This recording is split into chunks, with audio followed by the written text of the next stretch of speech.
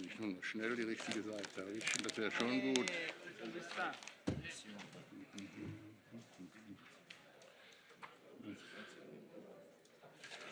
Ja, schon.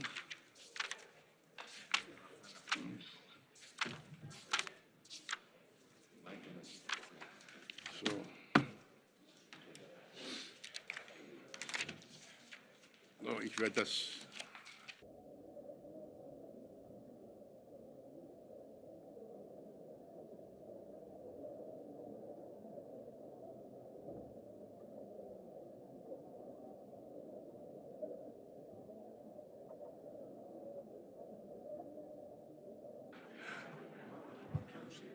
Please take your seats. We will start in some moments.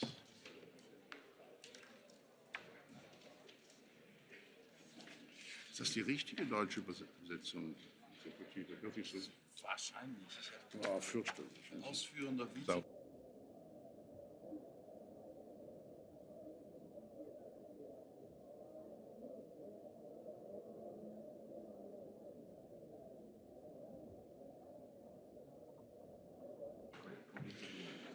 Kolleginnen und Kollegen, wir starten nun unseren heutigen letzten Plenartag für diese Legislaturperiode. Und es freut mich ganz besonders, dass wir zu Beginn dieses zweiten Tages Herrn Frans Timmermans, den Exekutivvizepräsidenten der Kommission, unter uns begrüßen dürfen. Sehr geehrter Herr Exekutivvizepräsident, lieber Frans, zu deiner Ernennung in der neuen Kommission möchte ich dir herzlichst gratulieren. Deine Anwesenheit bei uns zu Beginn deiner Amtszeit zeigt, dass wir den Green Deal gemeinsam aufbauen und umsetzen müssen. Ich bin stolz auf die Führungsrolle, die die Europäische Union bisher bei den UN-Klimaverhandlungen eingenommen hat. Auch der Ausschuss der Regionen ist beteiligt. In der nächsten Woche werden sich 6 unserer Mitglieder in der EU-Delegation der COP25 in Madrid einfinden. Im Jahre 2015 war unser Ausschuss die erste EU-Institution, die ein CO2-neutrales Europa bis 2050 gefordert hat, noch bevor das Übereinkommen von Paris unterzeichnet wurde. Du hast unsere volle Unterstützung dafür, dies als ein rechtsverbindliches Ziel der Europäischen Union festzusetzen. Es ist das absolute Minimum angesichts des Klimanotstandes.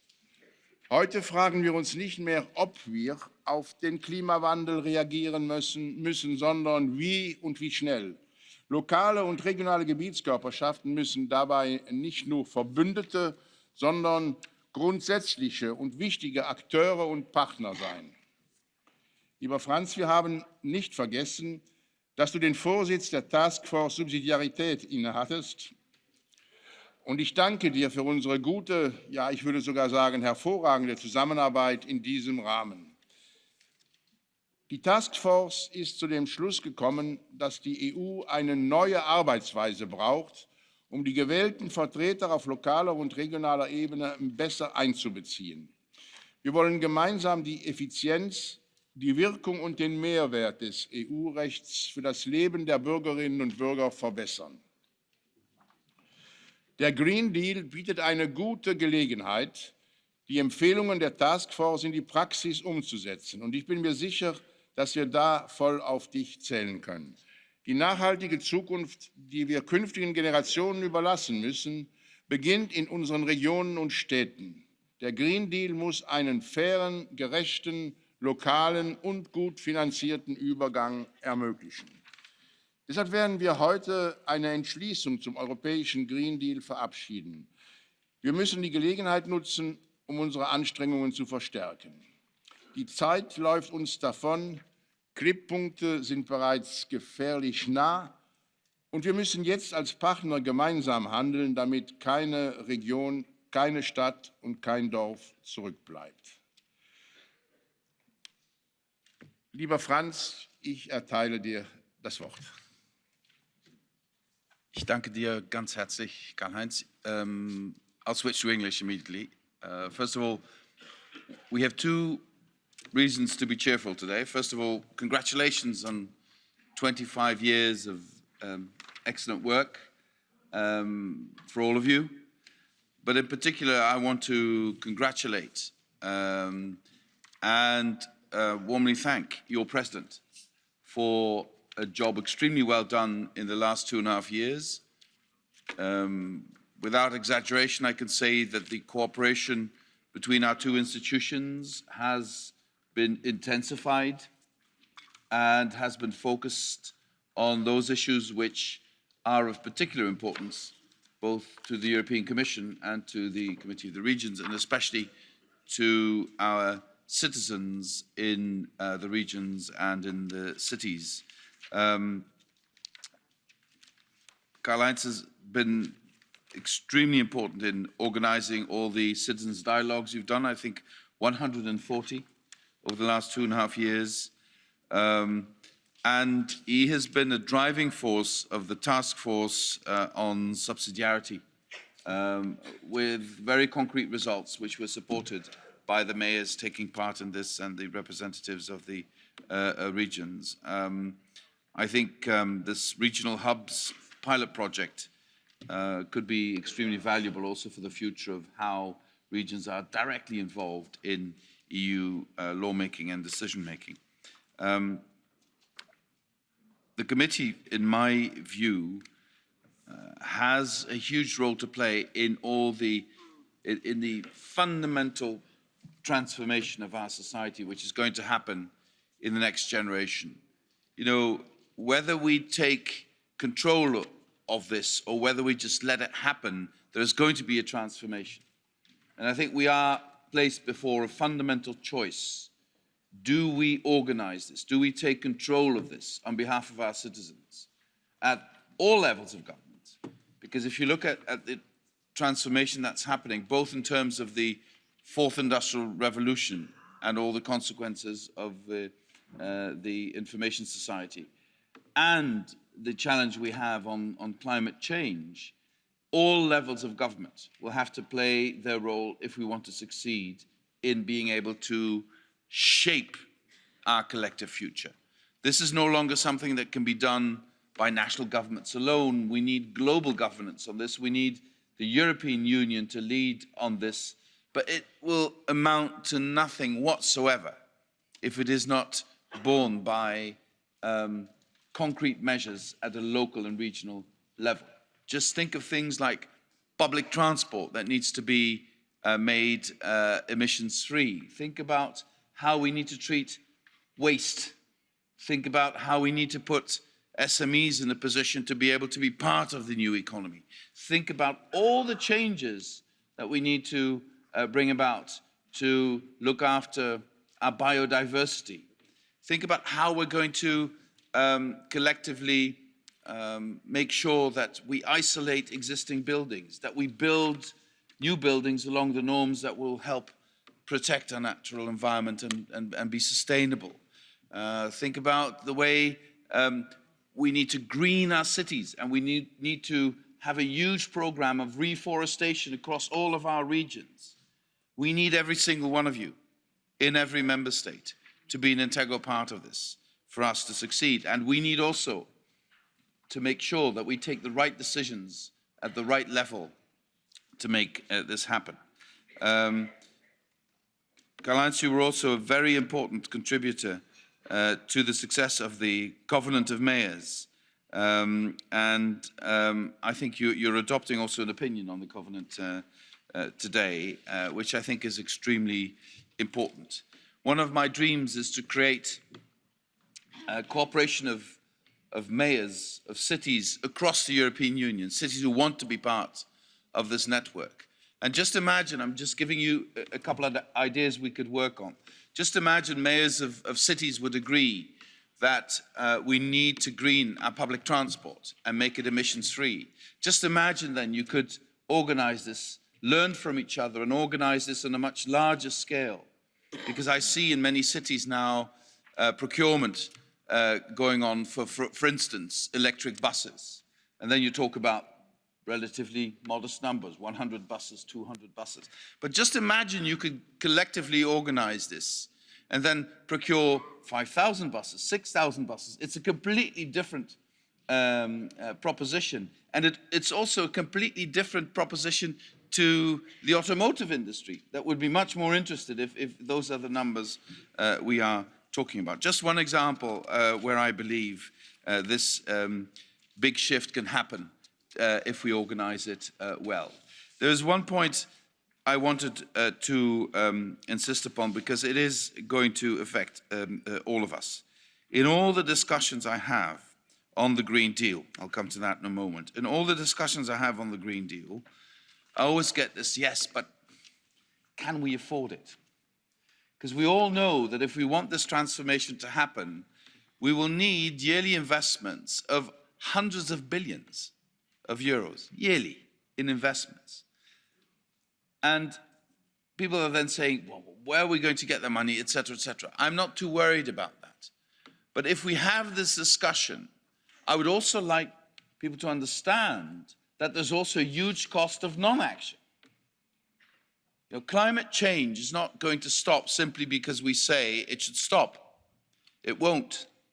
The digital revolution will not stop at Europe's door simply because we say it should stop. It won't. It's happening everywhere, and we can't afford to lag behind. And if we combine the two, and we get organized at all levels of government, we could shape this in a way that protects our values and looks after the interests of our citizens. It's a bit, you know, along the lines of the famous discussion Tancredi had in the Gattopardo when he was asked by his father, why are you doing this? I want things to stay the same, things to stay the same. Well, if the climate crisis and the fourth industrial revolution has taught me anything, it is that if we want things to stay the same, as Tancredi says, everything should change.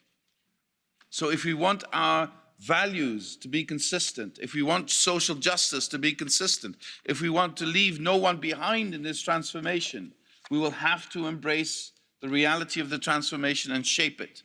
And for that, we will need everyone.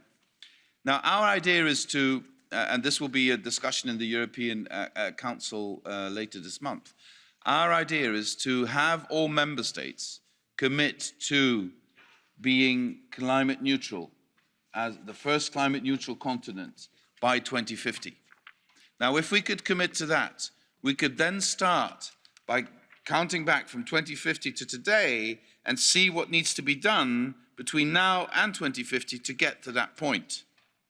And this is, I think, quite a revolutionary approach. Traditionally, we would say we need to adapt, we need to change, and we will take incremental steps to go forward. Now we turn it around and we say the end goal is climate neutrality by 2050. So then what do we need to do by 2030, by 2040 to get there? And why 2050? Well, I think that human experience shows that any industrial revolution, any major shift in society takes a generation and takes one, at least mostly two, cycles of investment. Well, this is exactly what we're talking about. If we can get the legislation in place in the next 5 years, then there are 25 years, that's a generation left to get it all implemented and to get where we need to be. That is, in my view, the rationale for this. Now, I'm saying this against the background of a lot of bad news. IPCC analyses, the more science advances on the analyses of where we are, the more alarming the results are. So we are close to a number of tipping points in the natural development. What does that mean? That means that if we go beyond the tipping points, then certain developments, such as the disappearance of ice in Greenland or what's happening in the oceans in terms of temperature shifts or current shifts, etc., some of these developments will then no longer be under our control or influence and will just cascade into other developments which will bear serious consequences for all of us. To avoid those tipping points from happening, we have to commit to do everything we can to make sure that by 2050, the temperature has not risen above 1.5 degrees. This is of very, very big importance to make this happen.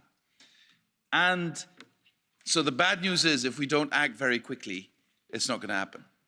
Another bad news we got this week was in the report of the European Environmental Agency, where it shows very clearly that all our member states are lagging behind what we promised to do before. So we have a backlog, and we're lagging behind. We're not doing what we've agreed. So that's the bad news. The good news is it can be done. It is not impossible from a technological point of view. We still need to invest massively in a lot of technologies, but it can be done. Secondly, it can be financed. I mean, I said earlier, hundreds of billions of investment every year, but the results of those investments are extremely good in the projections, because that would make Europe the first continent to embrace not just the climate issue, but also the new economy, and it would lead to increased growth and increased amount of jobs. And by the way, capital today is not very expensive, and not using capital is more expensive than using it, even with moderate risks involved. But you would need public action to make it happen and to bring it together. So if it's not a technological challenge per se, if it's not a financial challenge per se, what's the problem? Well, the problem is that we need to get this organized. Governance is the real challenge here. You know, we are standing on one border of a river, which is, when you look at it, it's quite daunting and scary. And we all know we need to go to the other side. We need to cross that river. So fear of crossing the river is the only thing that's preventing us from getting to the other side. And to do that, I think we as politicians all have a collective responsibility to take our societies to where we need to go. But not in a traditional, I would say, paternalistic way. It has to be a process that includes the participation of our citizens. That's why the Committee of the Regions, at the end of the day, is so extremely important. The Green Deal we will launch, the communication on the Green Deal we will launch next week, will have this at its core. This is how the Commission thinks we would need to act in leading up to 2050. But we are open to listen to your contributions, and we want you to be part of it, because otherwise it will not happen. And crucially, we can leave no one behind, because the risk of this, like in any industrial revolution, like in any major paradigm shift, the risk is always that you have a relatively small group of people who will come out of this as big, big winners, and you have a big, big group of people who will lose. That is what happens in an industrial revolution if it is not governed by democratic means, I fear. So we need to get this organized at all levels to make sure that everybody comes along, and to make sure that people who now today are afraid that this is going to cost them their jobs and that they can't pay for the isolation of their houses, that their energy prices are going to go up, etc., that people know that what we're doing is something they can also profit from. That's why in our plans we will have to have a couple of very concrete proposals, objectives that we can share with people. For instance, I'll give you two examples and then I'll finish. For instance, I believe we need a massive, massive program of reforestation in Europe. And I believe this is something that can be worked on with you to make sure not just that we plant trees everywhere, but also that because of climate change, already many of our forests are suffering. And the changes in those forests should be addressed by measures that will make these forests more vibrant again.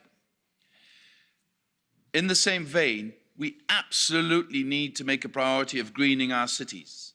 You know, in many of our member states, the one issue that is very topical for citizens is air quality. More than 400,000 people in Europe every year die prematurely because of bad air quality, and it's getting worse. And we need to take measures in our cities to make that better. So on transportation, on waste management, but also on greening of the cities. Greening cities will create carbon sink, so the air quality goes up, and will also lead to, especially in the Mediterranean area, to lower temperatures in the cities, which is something we desperately need as well.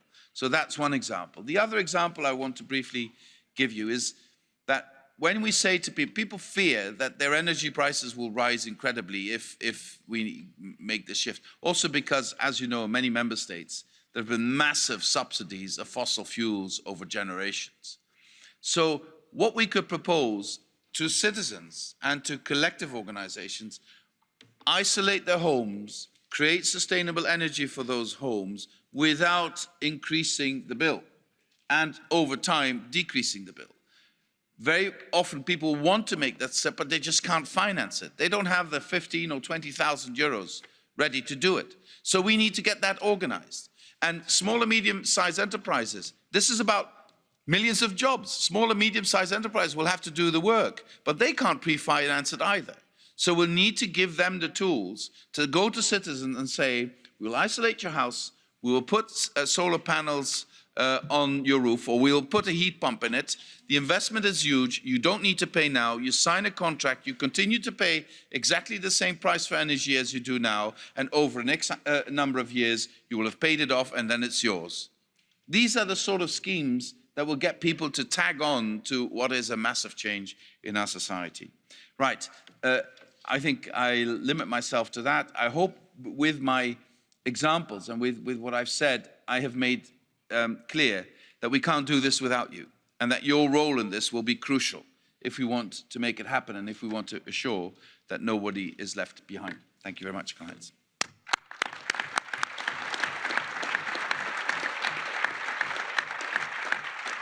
Merci beaucoup pour cette introduction et pour cette communication, un moment très décisif pour l'évolution du climat dans le monde. Et maintenant, je donnerai la parole respectivement aux porte-parole des groupes politiques, un représentant des jeunes politiciens et à notre premier vice-président. Et après cela, après M. Marcoula, M. Timmermans va répondre encore une fois et puis on verra où on est avec le temps parce que nous nous étions engagés auprès de lui de terminer ici à 10 heures parce qu'on peut quand même s'imaginer qu'il y a encore d'autres dates aujourd'hui. Sans plus tarder, je donne la parole à notre collègue Lamors.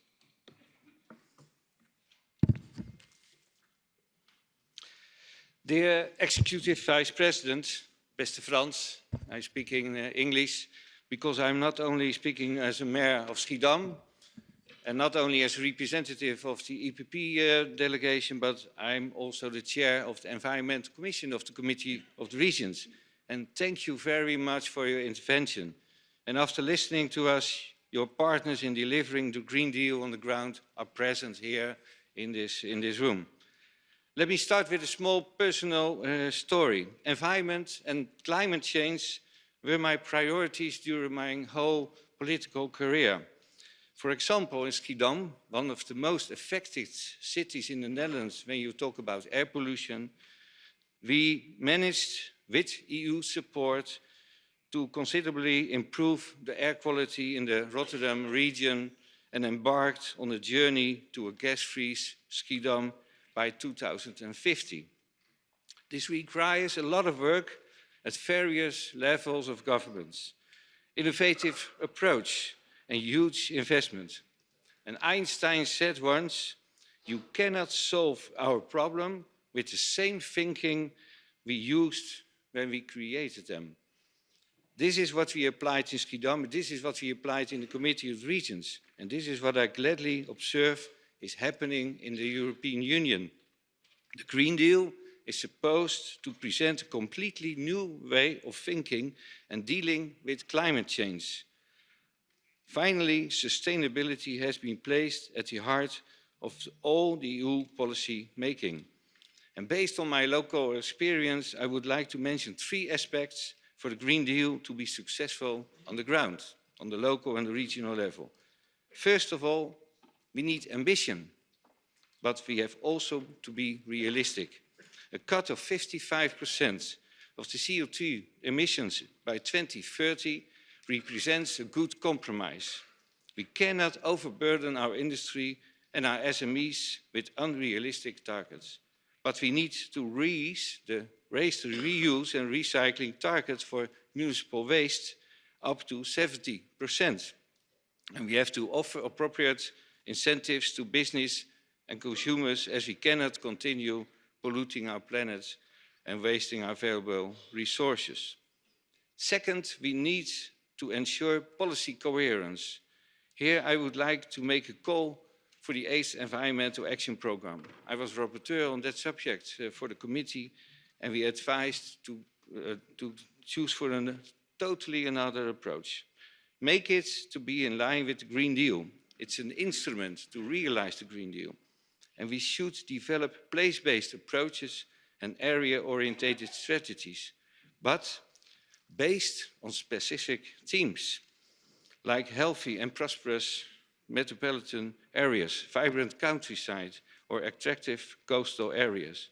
The Green Deal should provide concrete solutions in line with local needs and opportunities, for example, via a green public procurement. And third, we need to ensure that the Green Deal implements the conclusions of the subsidiarity task force under your leadership. If we don't apply an active subsidiarity, taking on board all levels of government, the European, the national, the regional and the local, we will never succeed. Here I strongly ask you to push the member states to properly consult local and regional authorities about the national energy and climate plans. Moreover, if we don't build on the results on the regional hubs, we will not deliver what our citizens expect from us. To help you with this task, the Committee of the Regions will launch a forum under our own umbrella, a forum of local and regional authorities to cooperate closely with you, regularly bringing you feedback and suggestions from the ground. Good luck with all your tasks and be reassured that you can count on the Committee of the Regions and the local and regional authorities. And see you in COP25 in Madrid. Thank you. Merci beaucoup. La parole est maintenant à notre collègue Espadas.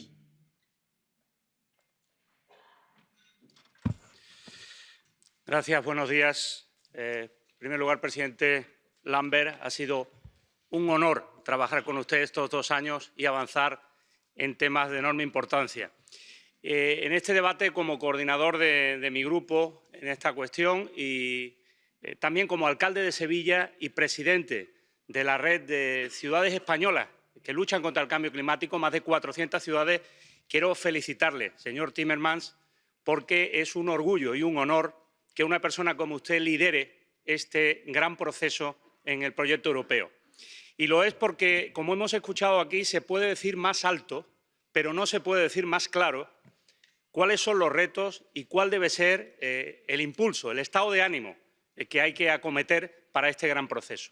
Fíjese, yo creo que esta es una nueva oportunidad para la Unión Europea de liderar un proceso en el que el propio proyecto europeo se puede legitimar, más aún si cabe, si somos capaces de poner en común a todos los agentes que pueden ser capaces de hacer esta transformación social y económica que requiere nuestro continente. Y hacerlo, además, requiere necesariamente el que los territorios se impliquen decisivamente en cómo llevar a cabo. No es posible acometer una transformación de esta envergadura si no es con la implicación y el compromiso directo de los territorios, de las autoridades locales y regionales. En ese sentido, no es nuestro papel probablemente definir esos objetivos, buscar los recursos para llevarlo a cabo, pero si ese no es nuestro papel sin duda es cumplir esos objetivos. No va a ser posible que esos grandes acuerdos de Estado o que la revisión de los acuerdos de París en Madrid en la próxima semana puedan ser una realidad si no somos capaces de articular esa gobernanza de forma mucho más efectiva y útil de lo que hasta ahora hemos hecho, fundamentalmente por el papel de nuestras autoridades locales y regionales. Y en ese sentido, cuando hablamos de acción climática, yo coincido como usted, he trabajado más de 20 años en sostenibilidad y en medio ambiente, coincido en que es necesario aplicar recursos e inversiones importantes en el sector público y en el sector privado. Y para ello es evidente que hay dos cuestiones que hay que resolver. Uno, los recursos. Los recursos deben ser recursos adicionales por parte de la Unión Europea.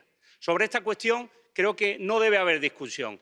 Los recursos ahora mismo que se emplean a políticas sociales, a políticas de cohesión, son recursos que siguen siendo imprescindibles en el proyecto europeo.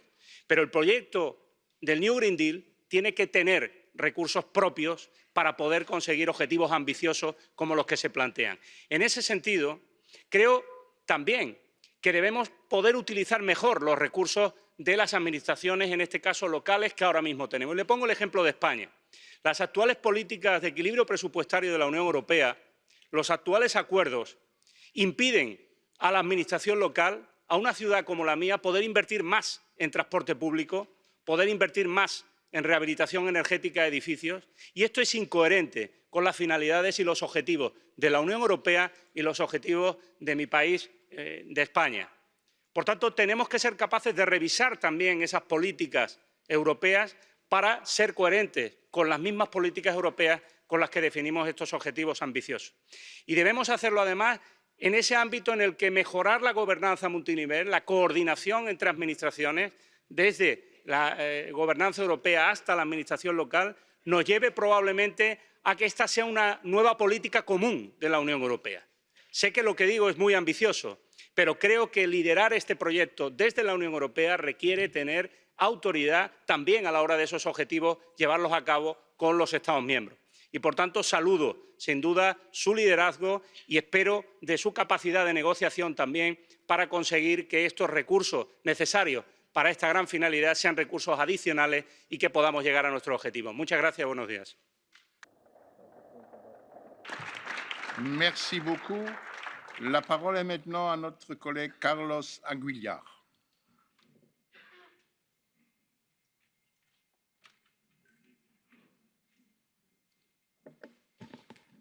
Buenos días a todos. Para comenzar, quiero agradecer el poder estar aquí en esta sesión sobre el Green Deal y felicitar y desear mucha suerte al nuevo equipo de comisarios de la Comisión Europea y muy especialmente al señor vicepresidente Timmermans por escuchar nuestros problemas. Yo vengo aquí a hablar de un problema grave. La Unión Europea lleva casi 10 años intentando que se abandone el carbón como fuente de energía. Hace unos años, en 2010, publicó la decisión del Consejo 2010/787, que en la práctica ha ocasionado la parada de la extracción de carbón en casi la totalidad de las minas de mi país. Había una fecha tope, el 31 de diciembre de 2018, el final del año pasado. Antes de esa fecha se han cerrado ya muchas minas y con ellas se cierran también las centrales termoeléctricas que queman carbón para generar energía. En mi región, Castilla y León, estamos a punto de acabar con las emisiones de CO2 procedentes del carbón. Ya casi no contaminamos. Se ha hecho lo que Europa quería. Ahora, desde la Unión Europea, para acabar definitivamente con las emisiones de CO2, se está planteando un fondo justo de transición para las regiones carboníferas. Un fondo para regenerar la economía de unas zonas que vivían a través del carbón, que su forma de vida era el carbón, su economía dependía del carbón y depende en muchos casos. Nosotros estamos sufriendo ya los problemas de dejar de utilizar carbón. Hemos parado la extracción de carbón y sufrimos sus graves consecuencias. Altas tasas de desempleo, destrucción de la economía, problemas de gestión de energía, pérdida de población en las zonas mineras que, si no se soluciona, quedarán prácticamente despobladas. Porque el carbón era su forma de vida. Nosotros hemos parado la minería del carbón sin haber una alternativa económica y por ello sufrimos graves problemas económicos y sociales. Pero hemos hecho lo que Europa quería. Por eso, cuando a veces se plantea que el nuevo Fondo de Transición Justa para regiones carboníferas sea solo para regiones que siguen extrayendo carbón o contaminando, nos parece muy injusto. No se debe crear un fondo olvidando a los que ya están sufriendo las consecuencias de abandonar el carbón como se les pidió. Los problemas en la economía aparecen después de abandonar el carbón. Ese Just Transition Fund, ese Fondo de Transición Justa, lleva la palabra transición en su nombre, porque el fondo no debe ser por tener minas, sino para afrontar la transición hacia un nuevo modelo económico. En mi región y en otras regiones, esa transición aún no está realizada y se necesita urgentemente. Por otra parte, ese Fondo de Transición Justa lleva en su nombre la palabra justo, justo de justicia. Y para que ese fondo sea realmente justo, no puede abandonar o ignorar a los que han dejado de contaminar. Porque, como decía antes, el parar las minas se puede haber hecho en un día, pero la economía de nuestras zonas mineras ha quedado destrozada. Y si no se pone ayuda y fondos económicos, seguirá destrozada durante las próximas décadas o siglos. Muchas gracias. Merci beaucoup. La parole est maintenant à notre collègue Stelpstra. Mr. Timmermans, I'm a regional minister of the province of Drenthe in the northern Netherlands, what is the first hydrogen valley in Europe to receive a European Commission subsidy for its project called Heaven. Together with public-private co-financing, we will invest 90 million euros in developing a fully functioning green hydrogen chain as part of creating a zero-emission future for our citizens as business. Being a member of this committee has taught me, however, that not all EU regions have the means to be as ambitious in their action plans as Drenthe.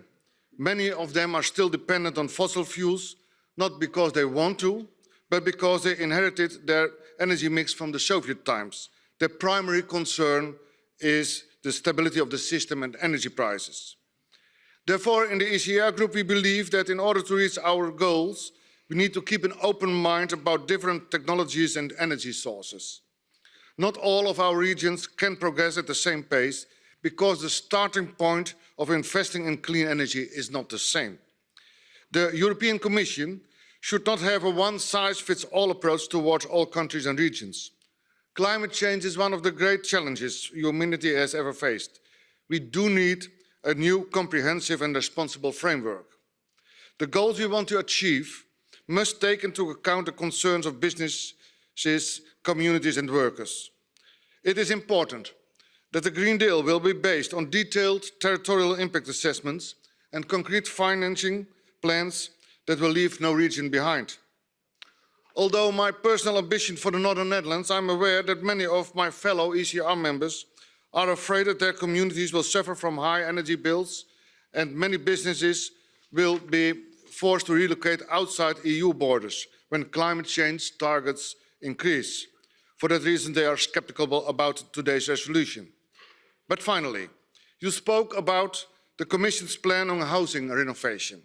That is the type of support that many communities expect from the Commission.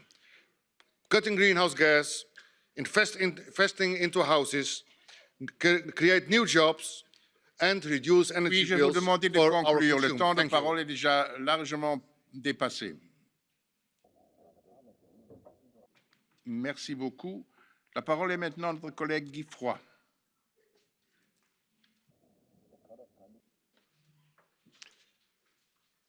Geachte commissaris, beste collega's, in de kranten, op tv, op de trein naar het werk, het klimaat was het gespreksonderwerp de afgelopen maanden. En hoe ook hier in deze Europese instelling overheerst het thema op de agenda. Er werd veel gesproken, gedebatteerd, standpunten werden ingenomen, speeches werden gegeven en green deals werden gelanceerd. Maar beste collega's, de tijd is inderdaad gekomen voor concrete actie. Europese actie, wereldwijde actie.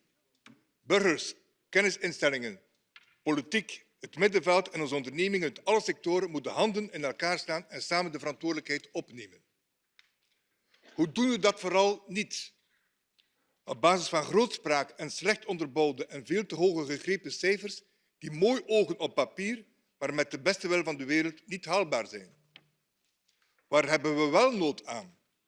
Duurzame, realistische, toch ambitieuze maatregelen. Focussen op datgene wat ons zo sterk maakt in Europa.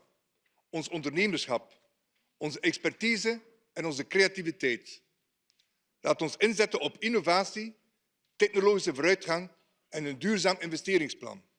Laat ons zo een leider maken van Europa en onze beste praktijken naar de rest van de wereld exporteren. Beste meneer Timmermans, wij hopen dat uw Green Deal initiatieven niet zullen teleurstellen. Dat zij allesomvattend zullen zijn en bovenal de sterke link tussen klimaat en energie zullen reflecteren. En dat men rekening houdt met de technische capaciteit van regio's, steden en gemeenten. dat het een bottom-up benadering is. Dat de verdeling van hogere doelstellingen kostenefficiënt zal zijn en dat de EU internationale flexibiliteit toelaat. Dat in de wil om grootste dingen te bereiken de betaalbaarheid van deze doelstelling voor onze burgers en de concurrentiepositie van onze ondernemingen niet uit het oog wordt verloren. En dat vooral niet wordt vergeten dat het onze Europese regio's, steden en gemeenten zijn die hier echt het verschil kunnen en zullen maken en dat hun betrokkenheid en ondersteuning aldus uitermate cruciaal is. Dank u. Merci beaucoup. Et maintenant, je donne la parole à Martina Grech.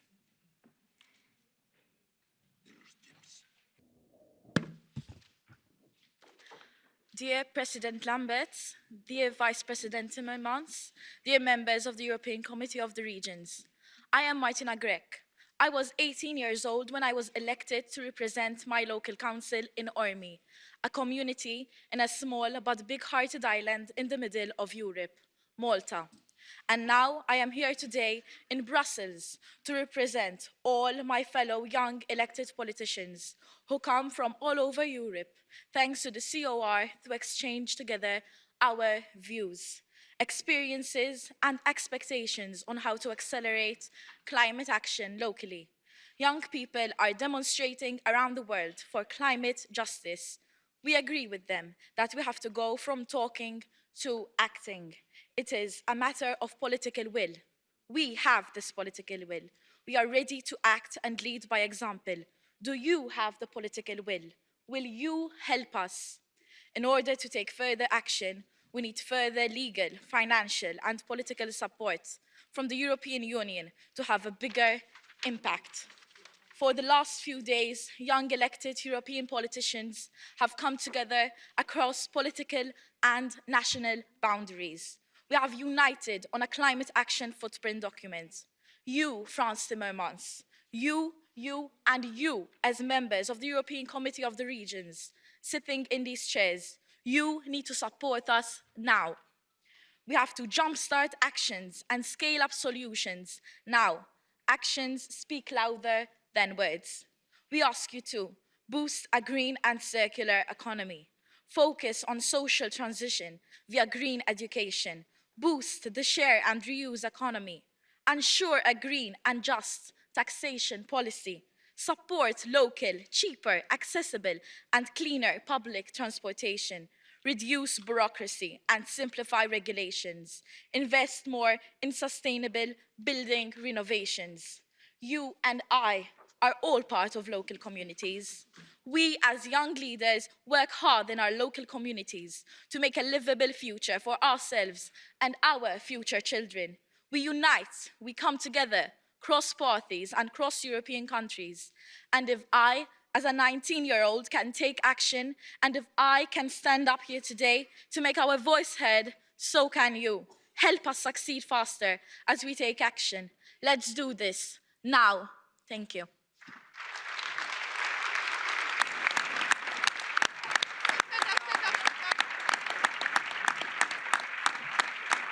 Merci beaucoup pour cette très bonne intervention.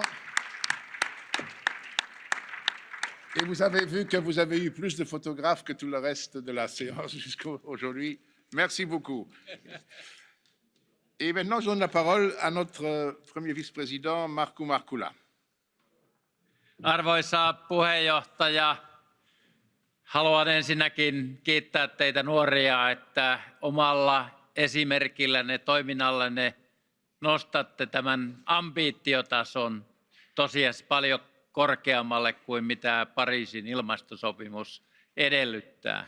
Ja tämä on ehkä se viesti, jota haluan tässä myös varapuheenjohtaja Timmermansille nyt omalla äidinkielelläni kuvaten myös joitakin esimerkkejä nostaa. Meillä on täydet mahdollisuudet todella saavuttaa tuo kunnianhimotaso, joka on siis vaativampi kuin Pariisin sopimus. Ja tähän me tarvitsemme edelläkävijäkaupunkeja, edelläkävijäalueita kaikkialta, ei vain Euroopasta, vaan globaalin yhteistyön tuloksena kaikkialta maailmasta. Oma kaupunkini Espoo Suomesta, osa Helsingin pääkaupunkialuetta, me olemme sitoutuneet saavuttamaan YK:n kestävän kehityksen tavoitteet, siis kaikki tämä SDG 17 kappaletta jo 2025, siis vajaan 6 vuoden päästä meidän pitäisi olla osoitettu, että miten nämä saavutetaan ja pantu ne myös täytäntöön. Ja varapuheenjohtaja Timmermansille haluaisin samalla luovuttaa meidän Helsingin laajan alueen 26 kunnan yhteisen ohjelman, miten olemme hiilineutraali 2035. Se ei ole kattava ohjelma, mutta otimme sinne noin 40 erilaista toimenpidekohdetta, verkostoa, jotka kaikki ovat jo toteutumassa, ovat meneillään ja ne osoittavat, että kun teemme paikallisen tason toimenpideohjelman, emme vain siis tee kauniita kansallisvaltioiden, jäsenvaltioiden omia ohjelmia, vaan haluamme näyttää, että miten me teemme sen kansalaisten kanssa, yritysten, suurten ja pienten yritysten, yliopistojen, koulujen, kaikkien kanssa, kuinka me toteutamme tämän, niin tämä kunnianhimoisen tavoitteen saavuttaminen on todella mahdollista. Ja jos sopii, niin yritän löytää sinun kalenteristasi tammikuulta aikaa, jolloin voisin tulla muutaman suomalaisen asiantuntijan kanssa osoittamaan, että mitä nyt todella tarvitaan. Miten, kun peräänkuulutit Frans Timmermans sitä, että digitaalisuus, se vallankumous pitää yhdistää nyt ilmastonmuutostoimiin, niin miten me tämän yhdistelmän teemme? Meillä on erinomaisen hyviä esimerkkejä, joissa on suuri määrä yrityksiä mukana, Nokian 5G-toiminta, miten ilmanlaatu todella saadaan hyväksi. Ja voimme toki puhua samalla esimerkiksi metsityksestä. Itsekin luulen tietäväni siitä aika paljon, kun olen istuttanut elämässäni yli 100 000 puuta, jotka kasvavat pääasiassa Lapissa. Ne kasvavat vähän hitaammin, koska luonto on siellä aika rankkaa, mutta ne kasvavat kuitenkin ja vaikuttavat ilmanlaatuun. Yli 70% pinta-alastamme Suomesta on metsää, jolloin meillä on tämän aihepiirin sekä yritys- että kansalaiskokemusta välitettävänä. Ja sopiiko, että päätän tämän vielä siihen, että näemme kahdestaankin useita kertoja lähipäivinä, kun vedän alueiden komitean valtuuskuntaa Madridissa, lennän sinne jo huomenna. En mene soutamalla tai rautateitse, vaan Suomesta lennän kotoani meidän itsenäispäivän iltana. Huomenna vietämme itsenäispäivää, mutta sitoudumme tähän aktiiviseen työhön ilmastonmuutoksen tavoitteiden saavuttamiseksi. Kiitos työstänne. Merci beaucoup. Et maintenant, je recède la parole à M. Timmermans pour qu'il puisse répondre à vos remarques et suggestions. Thank you very much. Sadly, I've run out of time, so I'll try and be as brief as I can. You know, a bit provocative. Imagine some astronomers would discover in a galaxy far, far away a comet that is heading to Earth. And if we do nothing, it will hit Earth in 30 years' time. And then we would say, yeah, we need to do something, but shouldn't be affecting our business too much. We need to change a couple of things, but not too much. We've had calls for so long, let's keep it a while. We are in a climate emergency. It's not just nice to do, we need to do it. So please keep that in mind when you say it should not be too disruptive for businesses. Businesses need to adapt. And by the way, most businesses absolutely understand this. I think the sense of urgency, especially in big business, is higher than in politics, frankly. So let's keep this in mind when we say, well, we need to be realistic. Realistic is that we have a climate crisis. That's realistic. Realistic is that if we don't belong to the early adapters, the pace will be dictated by other continents, and we can just follow what they do instead of being masters of our own destiny. That is realistic. But of course, in this process, we need to look at our existing rules and our existing policies and whether they are still fit for purpose in the framework of this challenge. And there I would say the Just Transition Fund is important, but it's only part of a much larger just transition mechanism, because we have to reorient all our policies towards helping our regions, our cities, our member states to adapt and to make sure that we can embrace the opportunities these two fundamental developments will offer. And this will differ from region to region. In many parts of the Mediterranean regions, we will have to do a lot of work on climate adaptation. Desertification is a huge challenge.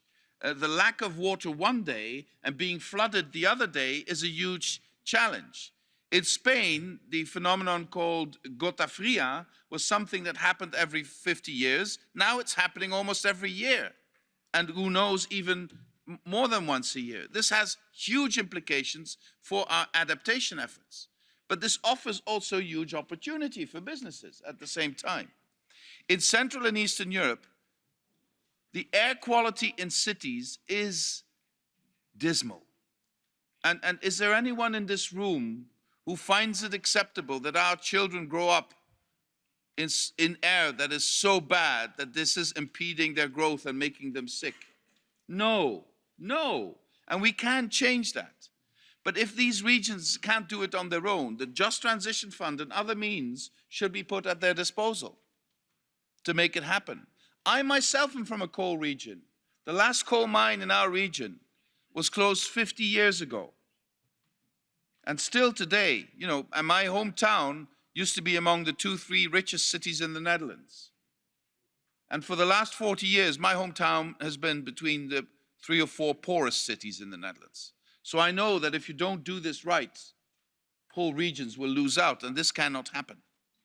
So that's where we need, and that's why also we had a long conversation last night with the ETUC to make sure that we leave no one behind and that we have specific programs for the specific situations in specific regions.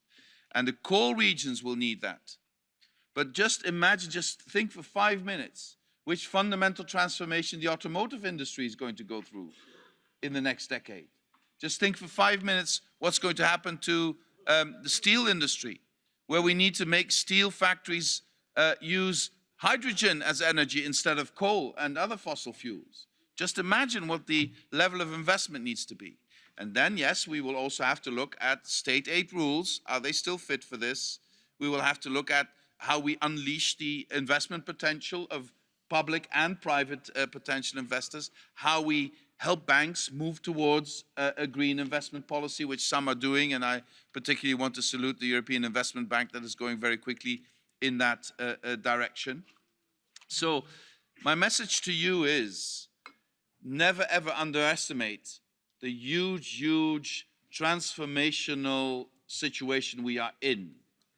And it might, you know, give you some comfort to think we can continue just, you know, tweaking a bit, changing a bit here, nice plan there. No, this is a paradigm shift, and the sooner everybody understands this, the sooner we can take the right measures to get where we need to be. And I retain a huge level. I'm realistic about the challenge, but I'm optimistic about the opportunity we have to use that challenge to set Europe on a path which will make us the leaders in the world in the new economy, and to create a situation where we live in balance with our natural environment. If we continue to live like this, we will need 4 Earths. We only have 1. So we need to rebalance that, and we can do that. We need to create circular economy. We've made the first moves in that direction, and it's working very well. We need to decarbonize our transport system. We need to decarbonize our energy system. We need to create Europe-wide grids, you know, because renewable energy is paying for itself now. It doesn't need any subsidies anymore. It's paying for itself, it's cheaper. The problem is we don't have the grids to bring it everywhere. And the problem is we don't have the ways of transposing one form of energy in another form of energy. So we have to invest in all these things. But if we do that, we have the collective capacity to do it.